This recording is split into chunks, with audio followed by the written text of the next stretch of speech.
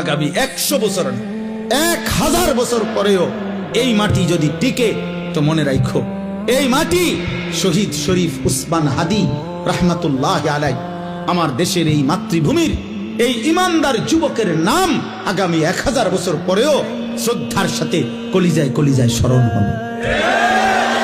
পৃথিবী তাকে মনে রাখে। হ্যাঁ হ্যাঁ, মনে রাখো এই যুবক ইমানদার ছিল। 33 বছর বয়সী এক যুবক, যে সুনির্দিষ্ট কোন রাজনৈতিক দলের সদস্য ছিল না, যে একাই মেহনত করে গেছে আধিপত্যবাদের বিরুদ্ধে, আগ্রাসনের বিরুদ্ধে, মাতৃভূমির প্রতি ইঞ্চি জমিন হেফাজত করতে চেয়েছে।